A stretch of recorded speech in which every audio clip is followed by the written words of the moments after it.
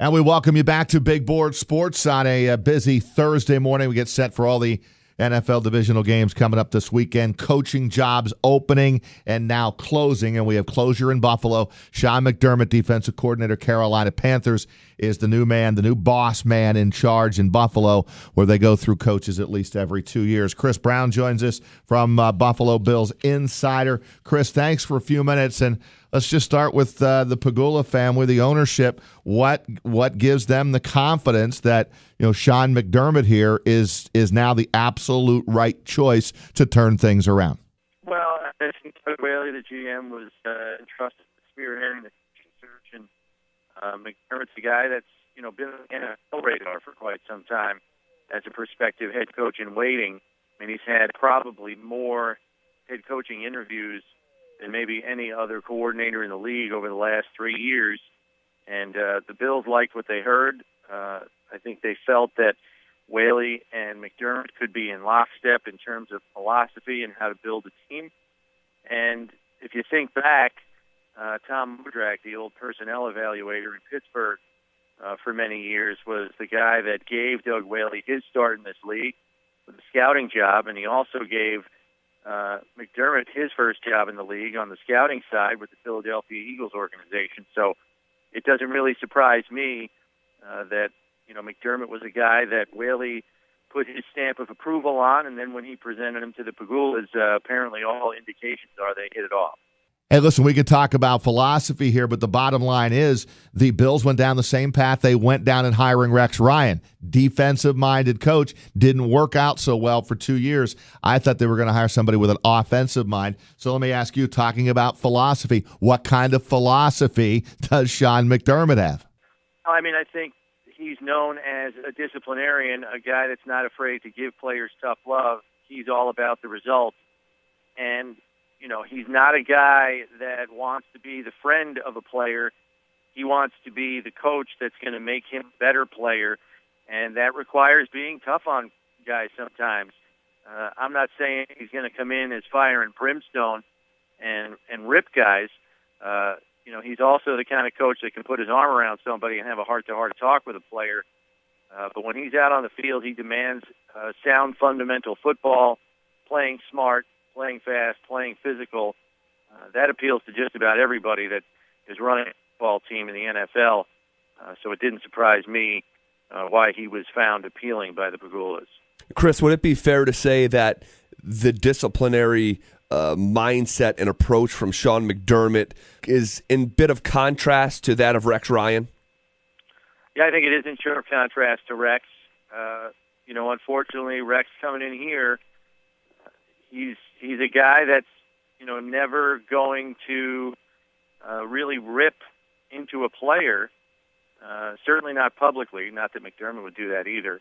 But I think Rex is known as a true players coach, a guy that relies on his players to discipline themselves.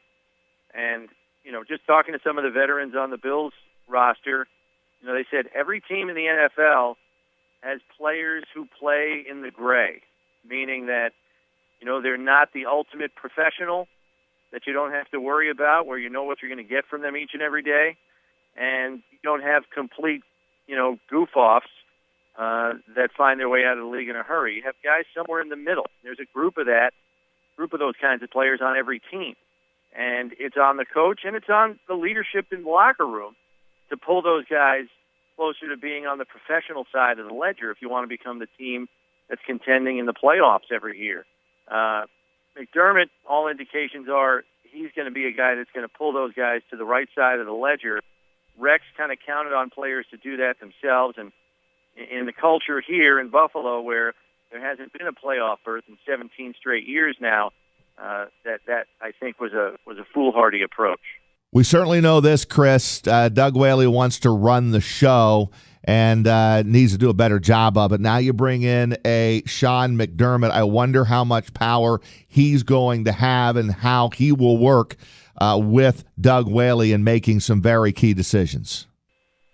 No, and I'm not 100% sure we're going to get clear indication on Friday when they have the formal press conference to introduce McDermott. But you have to believe behind closed doors a lot of that stuff was ironed out. I would like to believe knowing that their roots in, pro football kind of came up the same way under the same people, I would tend to think that their thoughts, their philosophy in building rosters is going to be largely similar, Whaley and McDermott. And so I don't foresee too many head-butting sessions. Naturally, there's going to be debate in any room when you're determining a 53-man roster. The way it worked here previously was Whaley had control of the 53, and the head coach had control of the game day roster in terms of who was inactive and things of that nature. But I would tend to think that, McDermott certainly is going to have input.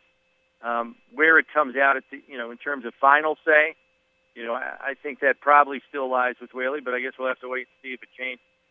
Well, now that they have the head coach all set to go, Chris, and we are joined this morning, we appreciate Chris Brown for a few minutes. Buffalo Bills insider Sean McDermott is the new head coach, announced yesterday. And he's the long-time, been around for a long time, defensive coordinator guy. But when you talk about which direction this team is going to go in now, McDermott's got to make some key choices. Who's going to be the offensive coordinator and who's going to be his defensive coordinator? Chris, do you have any idea in what direction he's going to go there?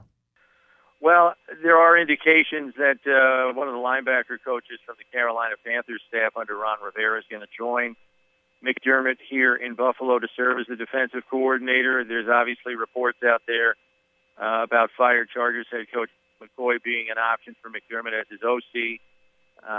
But there's competition for his services. Vance Joseph, who was just named in Denver as the head coach there, obviously wants McCoy to be his offensive coordinator. Whether that gets ironed out today or in the coming days, there are reports that McCoy is in no hurry to make a decision, probably trying to drive the price tag up a little bit. But that's the number one guy probably on the list at this point. I think another dark horse candidate for defensive coordinator for McDermott is Houston Texans secondary coach John Butler, guy that has worked under Bill O'Brien, both at Penn State and in Houston, and has had good success, and he's a former high school teammate of Sean McDermott.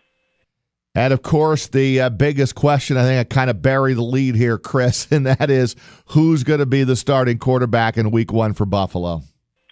Well, I think that's going to be a big line of questioning at the press conference on Friday, and they may not have an answer. They may try to delay a definitive answer on that decision. I'm anticipating an answer that says, we're going to give Coach McDermott the opportunity to evaluate the roster from top to bottom, go through film, and then we'll huddle up and make a decision. I anticipate that's going to be the kind of answers we're going to get at the press conference on Friday. So they know they have time to make that decision, so I think they're going to take all the time that they feel they need, especially, with a draft class that's getting more and more quarterbacks added to the pool with early entries like Mitch Trubisky and Deshaun Watson. So, I think this is one that they're going to table, and I don't think we're going to get a definitive answer right now.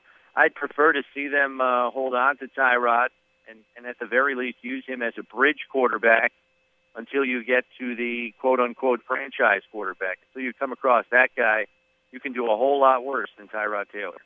Hey, Chris, you're always a go-to, and big news coming yesterday that the Bills have hired another head coach. Thanks for a few minutes. We'll be back in touch down the road. You got it.